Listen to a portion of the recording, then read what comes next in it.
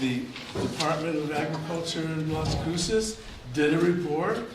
So this hasn't been ignored. This is something that has been very well considered by a number of major agencies for its validity as a model. And so we understand this. That's why this, that's why, local management. right, Yeah. and that was brought up in those analyses. No, absolutely, and you know, And that's- Amalia was part of the initial proposal, and it was a great proposal. It was supported effortlessly. You know, management is right. You know, so a business plan and to follow by the business plan, you know, is the way to go forth. So, I mean, we can look at analysis till we're blue in the face. You know, we need to figure out our community, and we need to figure out what's working here and how to do it here.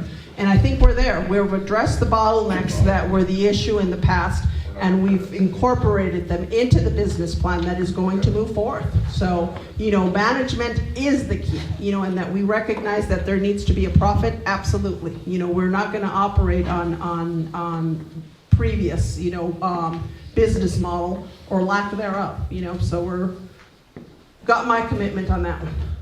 Got a good question back here? So, can I just ask a quick question?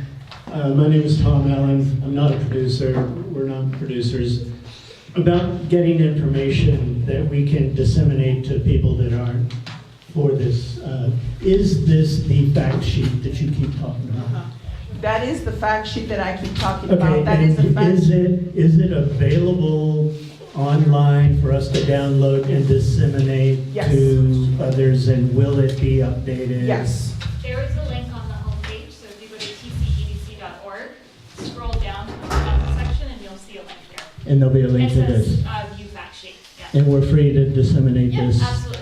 Absolutely, you know, and so it's downloadable, it's printable, and it will be updated as the facts change, you know, so as we get more information and we solidify everything, then that will be updated. It's also going to include more information, you know, so that we can statistically speak to those numbers.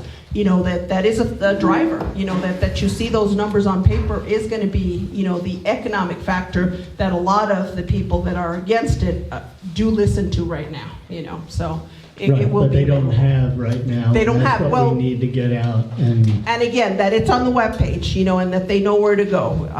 I think it's been They there. won't go there. We have to go there and get it Okay. and give it to them. They didn't come here. Whatever They you need didn't from come us here, they're not gonna go to your website. disperse those, you know, and yeah, you know, we've got printed copies that you can take with you now, you know, and yeah, you know, whatever help we can get from you guys for that. We'll yeah. go to your website and get it. Great, thank you. You're up. No, you're up. I'm good journey. It's just a real quick question. Okay. Sorry if it's already been covered. Is the business model to have the mobile Matanza functioning, serving a certain radius, and also be able to bring in animals? Yes, so Okay. that's why I keep calling it a semi-mobile. So the mobile slaughter unit is still available. It will go out to staging areas within a 100-mile radius to be able to slaughter. But then the ability of the rancher bringing the animals to us is the ability. That's why we're gonna have the corrals built. A staging area, not going on specific farms. Correct, Okay. correct. You know, so that was one of our bottlenecks. You know, I shared at the previous meeting that most people weren't privy to the fact that when the Matanza was going to a lot of these ranches, we were having to tear down fences when going in and having to build them back up when coming back out because our roadways are so narrow. You know, and we're talking about a semi here, so that wasn't as feasible. Now, because we are, you know, the word underserved, you know, we were talking about yesterday, it's underheard. I don't, you know, we don't like it, we're not underserved because you can't be underserved when you're not even being served at all. You know, so you're underheard, and a friend of us that we admire and respect a lot shared that with us. So because we do commit to the underheard, then we are going to build a mechanism to go to that rancher that may be 100 years old but still has 3 cows, and he wants to put that meat into this organization and put it into the local. We'll build a mechanism for that. I mean, that is what we're all about. We need to listen to everyone and commit to everyone. that it's not viable for the Matanza to go to every farm and ranch. It's just not, you know. The water that is needed, you know, for the processing, you know, the chute that is needed, the corral that is needed, not every ranch will have that, you know, and so we need to go to staging areas. And so those staging areas will be. Now, the greatest part of the mobile slaughter unit that is going to remain is that we're going to be able to serve the tribal bison programs, because they require a field harvest, and the Matanza can come into the field at the pueblos and provide that humane slaughter on site. They have a cultural aspect to them, as we do with our Matanzas. You know, so for them, it is a cultural aspect to have their bison slaughtered. You know, so that Matanza mobile slaughter unit is going to remain with that project in mind.